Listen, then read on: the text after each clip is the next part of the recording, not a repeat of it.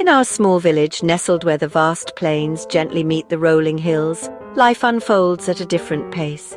It's a place where time seems to slow and the echoes of the past resonate in the present. Lived Hari, a man of 75 years, his face a roadmap etched by the relentless passage of time.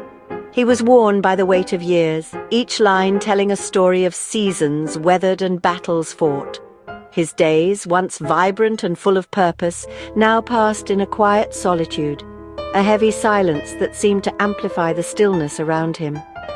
The world's bustle, the vibrant energy of the village market, the laughter of children playing, all these were now distant echoes, faint reminders of a life he once actively participated in. Once, in his younger days, he was strong, a pillar of the community full of vigor and vitality. He remembered climbing mango trees with effortless ease, his laughter echoing through the orchard, swimming the river with powerful strokes, feeling the cool water invigorate his body, laughing freely in the village square, surrounded by friends and family, a sense of belonging filling his heart. Now his body was frail, weakened by the relentless march of time, his spirit dimmed by the perceived loss of purpose. He felt invisible, a forgotten figure, a relic fading into the background of his own home, a stranger in a place he once knew so well. The mirror, once a reflection of strength and vitality, now showed only defeat, slumped shoulders burdened by the weight of unspoken regrets and unfulfilled dreams, trembling hands, a stark reminder of his diminishing physical capabilities.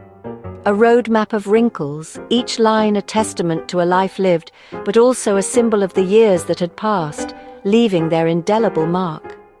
Even kindness from villagers stung, their gentle gestures a painful reminder of his dependence. Their pity, though well-intentioned, served only as a constant reminder of his perceived decline, a stark contrast to the man he once was. Hari's world had shrunk to the confines of his veranda, the small space becoming his entire universe. His life had become a waiting game, a slow and deliberate countdown for the sun to finally set on his weary existence. He firmly believed that his time for truly living was over, that the vibrant tapestry of life had faded to a dull and monotonous grey. Retreating further and further into the depths of solitude, seeking refuge in the quiet emptiness of his own company. The world, he sadly concluded, now rightfully belonged to the young and the strong, those who still possess the energy and vitality to embrace its endless possibilities. One afternoon, as the dark monsoon clouds gathered ominously on the horizon, casting long shadows over the Indian village, a sense of anticipation filled the air. The villagers knew that the rains were coming, bringing with them both relief and potential challenges. A young traveler named Rohan, with a backpack slung over his shoulder, arrived, seeking shelter and perhaps a story or two. With a warm, inviting smile that radiated genuine kindness and a spirit brimming with curiosity, he hoped to connect with the locals. Rohan found Hari, an elderly man, sitting alone on his veranda, seemingly lost in thought as he watched the approaching storm. Approaching respectfully, Rohan asked if he might sit and share a story, hoping to bring a little light into Hari's solitary afternoon. Rohan spoke of distant, majestic mountains, their peaks shrouded in mist and mystery. He described flowing rivers, carving their way through the countryside, nourishing the land and connecting communities. He spoke not with pity for Hari's situation, but with genuine warmth and an understanding that transcended their age difference. For the first time in what felt like years, Hari felt truly seen and acknowledged, not just as an old man, but as an individual with a story worth hearing. Rohan, with his perceptive nature, noticed the subtle signs of Hari's underlying pain and weariness. In a gentle, compassionate tone, Rohan suggested, "Maybe your body is simply tired of carrying the old story of pain and suffering. What if you taught it a new one, a story of healing, strength and resilience?" He spoke of yoga, not as a feat of extreme flexibility or athletic prowess, something unattainable, but as a gentle and accessible way to befriend one's breath, to reconnect with one's body and to find peace within. He presented it as a daily gift, a small act of self-care that could be practiced and enjoyed at any age, regardless of physical limitations. The sun greets the earth with its warmth and light each morning, Rohan smiled warmly. So why shouldn't we in turn greet our own bodies with the same kindness and appreciation? The next morning, as the first light kissed the horizon, Rohan arrived early, eager to begin, and Hari, his curiosity piqued, despite his lingering doubts and the stiffness in his joints, cautiously joined him in the courtyard. He wasn't entirely sure what to expect, but a seed of hope had been planted. Rohan, with a gentle smile, asked Hari to simply breathe, to close his eyes and truly feel the air move in and out of his lungs, noticing the subtle rise and fall of his chest. They began with gentle movements, a slow, deliberate exploration of what Hari's body would allow. Each stretch was a struggle, a testament to years of inactivity and the natural wear and tear of time. But each breath, deep and mindful, was a small victory, a moment of reconnection with his own body. Hari's body protested with aches and groans, but Rohan's calm encouragement, his patient guidance, kept him going, urging him to listen to his body and not push too hard.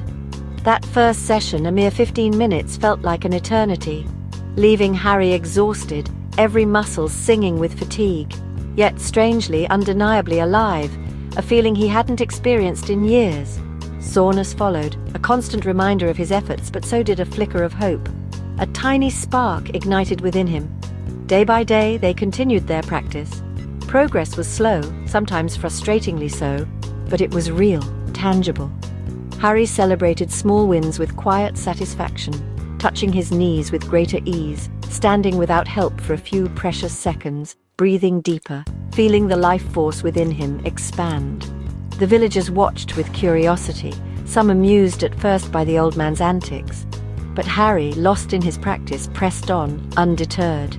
Yoga became his anchor, a steady point in the turbulent sea of aging, a private promise to greet each sunrise with movement and breath, a silent conversation with his own body.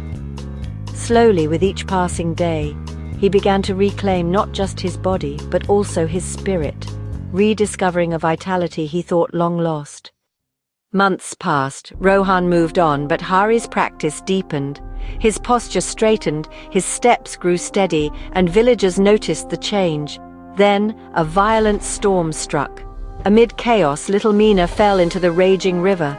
The young men hesitated, but Hari, moved by instinct, ran to the riverbank. Without pause, he plunged in, his breath steady, his body remembering youth and new strength. He reached Meena, pulled her to safety, and emerged, soaked, shivering, but alive. The villagers stared in awe. This was not the frail old man they knew. In saving Meena, Hari had saved himself from the prison of old age. He stood, heart pounding with life, no longer invisible. Hari's heroism became legend. No longer pitied, he inspired the village. Children followed him, villagers asked his secret, and Hari shared it simply.